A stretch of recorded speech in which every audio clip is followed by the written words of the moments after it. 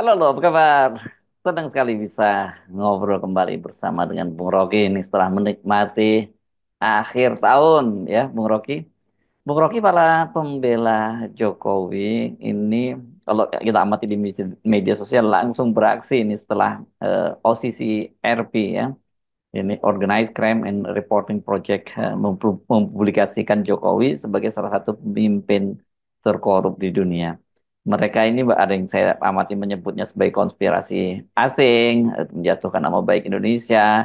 Ada yang mencurigai bahwa ini lembaga ini pasti didanai oleh intelijen intelijen khususnya Amerika dan kita jangan mudah katanya di apa menelan begitu saja disinformasi semacam ini. Ya, sungguh menggelikan eh, menonton atau membaca cara para pendukung mantan Presiden Jokowi membela diri atau membela Jokowi tentang penganugerahan prestasi korupsi Jokowi itu. Kita mulai menduga bahwa ini akan jadi isu panjang. Bayangkan misalnya cara membantah sesuatu yang dihasilkan melalui riset dunia oleh para jurnalis investigasi itu. Jadi kita tahu bahwa pers itu adalah pilar keempat dari demokrasi. Jadi justru kita percaya bahwa seandainya semua fungsi eksekutif, legislatif, yudikatif itu berhenti, demikian juga fungsi-fungsi manipulator opini publik, yaitu lembaga survei, para pembuat hoax itu berhenti, maka ada satu yang dipercaya, yaitu jurnalisme. Itulah yang jadi pedoman demokrasi hari-hari ini tuh. Jadi kalau begitu banyak pendukung atau yang disebut ternak Mulyono itu, saya sebutkan itu karena di situ saya kadang-kala harus ngakak itu. Ada aja orang nemuin ternak Mulyono.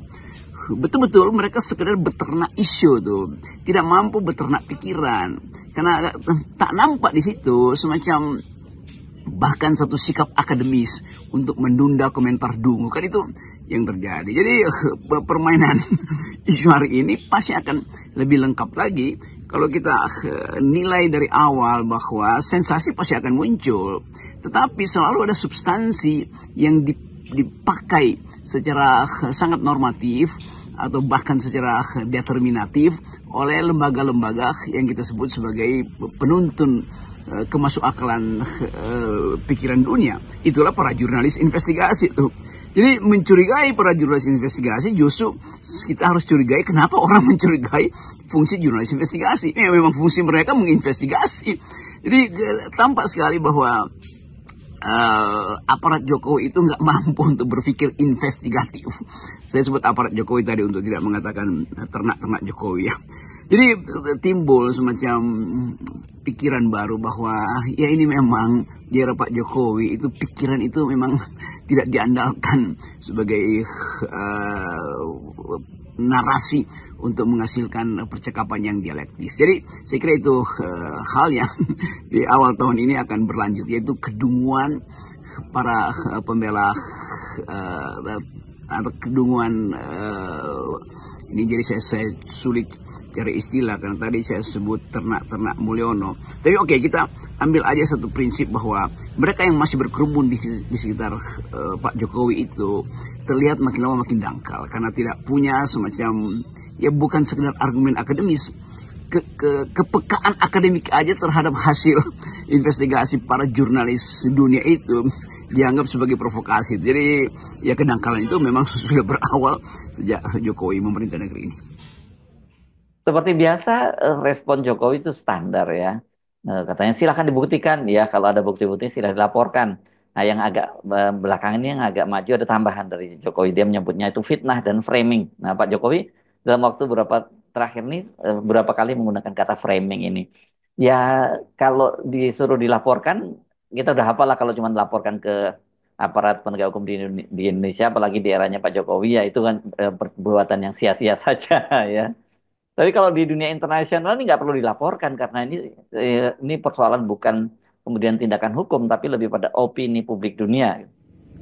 Ya bahkan presiden sendiri kelihatan wajahnya itu antara bingung dan jengkel itu karena wartawan tanya sikap dia terhadap labeling yang diberikan oleh dunia internasional bahwa Presiden Jokowi di masa pemerintahannya di eranya adalah manipulator, adalah koruptor. Lalu beliau bertanya yang mana yang dikorupsi atau apa buktinya tuh? Justru di dalam upaya untuk memperlihatkan bagaimana pembuktian hukum pun tidak mungkin diberikan karena rejimnya sangat otoriter, kan itu dasarnya tuh. Jadi seperti maling menginginkan pembuktian, padahal sebetulnya buat mereka yang ada di depan si maling itu bisa terabas kepalanya kalau bertanya mana buktinya. Gue nyuri maling. Jadi maling yang berhadapan dengan seorang yang lemah, orang yang lemah itu tidak mungkin bertanya, kamu maling nggak? Jadi begitu yang terjadi itu. Begitu sistem hukum kita ambruk, begitu poin-poin dasar bernegara itu dirusak oleh Pak Jokowi, maka tidak mungkin masyarakat sipil itu menerangkan secara hukum, secara poin-poin demokrasi. Loh, demokrasi udah dirusak, secara hukum kriminal apa buktinya? Yo, hukumnya sudah dikendalikan oleh kekuasaan. Jadi kita berputar-putar di dalam lingkaran kedunguan sebetulnya tuh. Nah itu justru yang diterabas oleh jurnalis investigasi internasional dan tiba pada kesimpulan bahwa bahkan untuk membuktikan korupsi Jokowi itu tidak lagi diperlukan peralatan hukum. Kenapa? Bukan karena hukumnya tidak penting, tetapi hukumnya sudah dikendalikan dari pusat kekuasaan tuh. Dan itu yang menerangkan mengapa bagian paling penting dari negeri ini yaitu konstitusi dirusak oleh Jokowi melalui Mahkamah Konstitusi, kan begitu cara berpikirnya tuh. Tapi ya kita nggak mungkin menagih cara berpikir yang serumit ini atau bahkan sesederhana ini bagi orang-orang yang beredar sekitar membuat bising itu. Ini ternak-ternak, sekali lagi ini kata ternak Jokowi ini saya kutip dari internet ya. Ternak-ternak ini sekedar noise, memproduksi noise, no voice, tidak ada voice di situ, tidak ada noise. Tapi oke, itu yang kita mau lihat sebetulnya di dalam kapasitas hari-hari ini. Terbitlah semacam keinginan untuk membuktikan. Nah, silahkan sebetulnya Pak Jokowi protes tuh sebagai mantan presiden. Kita tidak ingin Jokowi disesatkan oleh opini publik dunia tuh. Bagi mereka yang merasa bahwa itu penyesatan opini, Pak Jokowi mesti lakukan semacam tuntutan pidana aja ke jurnalis internasional ini kan itu yang lebih mungkin tuh. Tapi sekali lagi kelihatannya itu pun nggak mungkin merumuskan dalil untuk menuntut apa yang mau dituntut. Ya memang gak ada yang mau dituntut. Kenapa? Ya karena sifat dari investigasi itu tidak memungkinkan data-data itu bahkan diucapkan secara faktual kan semua data itu ada hasil kompilasi mulai dari artificial intelligence tanya di situ, lalu lihat bagaimana relasi antara Pak Jokowi dengan Mahkamah Konstitusi, mulai lihat bagaimana Ibu Koni menyembunyikan data-data itu dan mungkin data-data itu udah diakses oleh publik internasional, oleh jurnalis internasional itu, tinggal diwujudkan satu waktu nanti. Jadi kesempatan kita untuk menghargai kerja jurnalisme itu justru yang membuat kita dianggap sebagai punya peradaban. Dan kita anggap bahwa jurnalisme internasional itu nggak punya kepentingan apa-apa atau kepentingan ideologis macam-macam. Mereka hanya menjadi pilar keempat demokrasi, yaitu mengucapkan kejujuran ketika tiga pilar lainnya dirusak. Dalam hal ini dirusak oleh Presiden Jokowi pada eranya.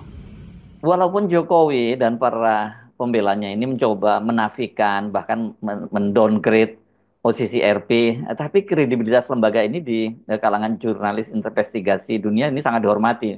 Karena mereka ini juga pernah mendapatkan penghargaan tertinggi di media ini, Pulitzer, dan bahkan juga sempat diusulkan itu untuk mendapatkan hadiah Nobel karena sepak terjangnya. Bagi jurnalis internasional yang menginvestigasi korupsi di seluruh dunia, bahkan mereka mungkin udah berkali-kali melihat film Dirty Hand itu yang jadi sumber inspirasi saya kira untuk memulai menginvestigasi rejim Pak Jokowi. Dan kalau kita ingat ketika Dirty Hand itu dipublish, juga hal yang sama diminta buktikan. Loh, pembuktian itu di dalam imajinasi film itu, tapi kan itu imajinasi. Ya bagaimana membuktikan data-data itu kalau pengadilan itu dikuasai oleh rejim? Kan gak ada gunanya.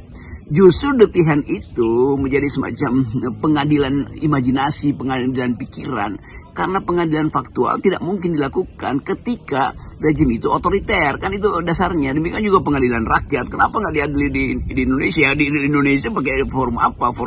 Semua forum pengadilan yang harusnya menghasilkan keadilan itu dikuasai oleh Presiden Jokowi, yang membatalkan ide tentang keadilan tuh, yang tidak menghendaki ada orang yang mengkritik dia. Kan itu dasarnya kan. Ya, tapi kan udah dikritik mana-mana. Iya, tetapi sebetulnya semua hal yang diperlihatkan oleh Presiden Jokowi sampai sekarang itu sekedar untuk menyelubungi tirai otoritarianisme dia itu, dan penyelubungan itu yang disingkap oleh jurnalis internasional.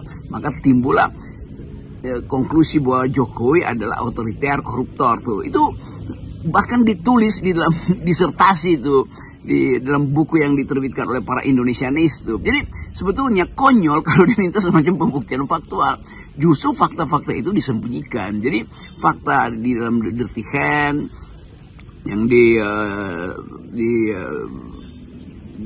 dijadikan sebagai pedoman, lalu apa yang mungkin sedang disusun menjadi semacam alur kronologi peristiwa-peristiwa yang mendebarkan di era Pak Jokowi soal pelanggaran konstitusi, jelas itu.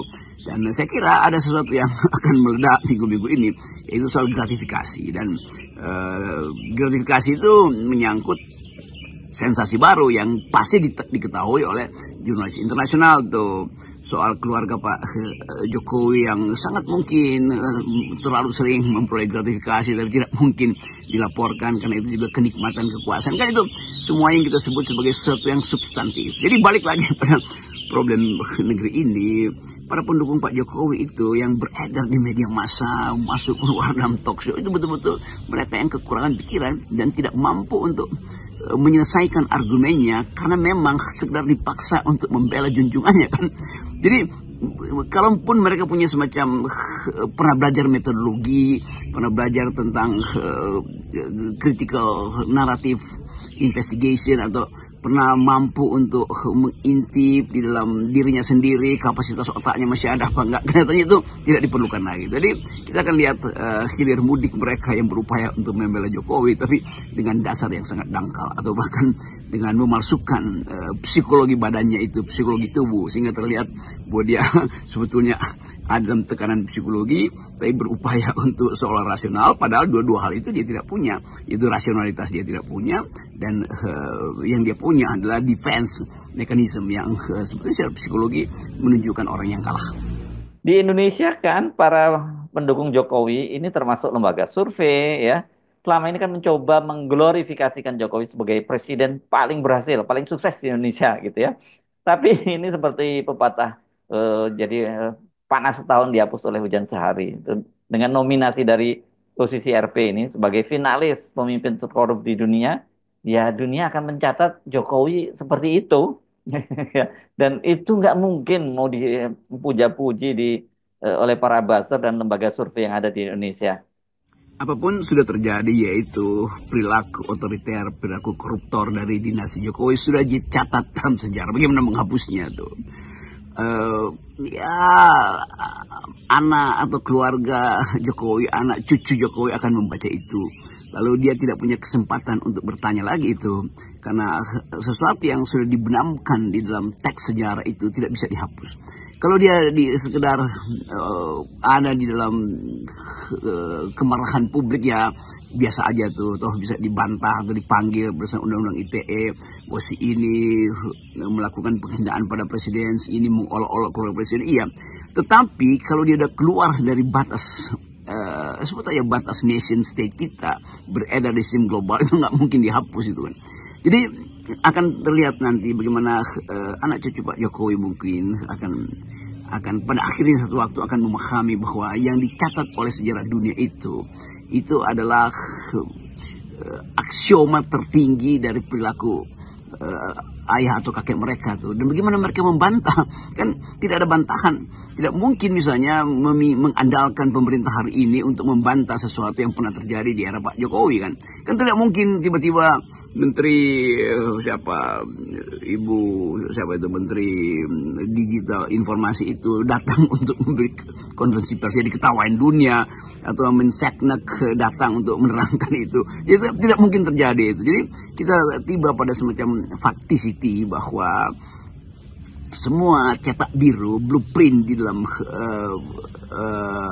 era Pak Jokowi akhirnya dilembagakan di dalam bentuk penghargaan buruk, yaitu beliau, masih kita sebut beliau adalah seorang tiran, seorang despot.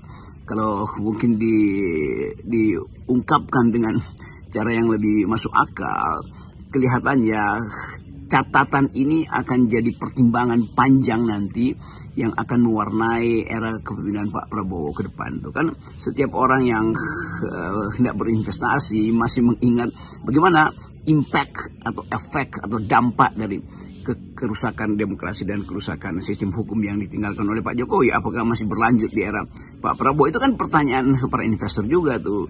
Bagaimana mereka yang melakukan pemeringkatan indeks demokrasi dan indeks korupsi yang lembaga-lembaga otonom itu akan membuat reportase tentang kondisi Indonesia hari-hari ini tuh, yang mungkin ya semester depan udah bisa dimulai itu. Kalau sekarang ya tentu belum bisa, karena fakta-fakta yang beredar hari-hari ini justru masih merupakan carry over, limpahan dari problem di era Pak Jokowi.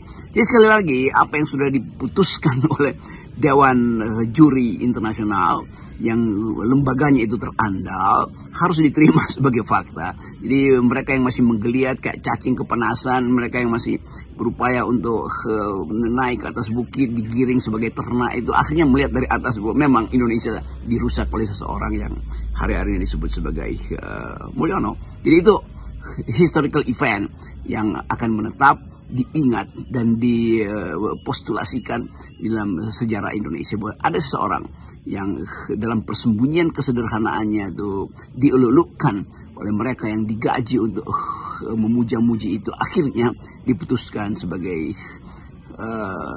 tokoh yang berwajah politik buruk, tokoh yang penuh dengan manipulasi. Dan itulah yang kita sebut sebagai hukuman sejarah. Salam akal sehat. Teruslah berakal sehat.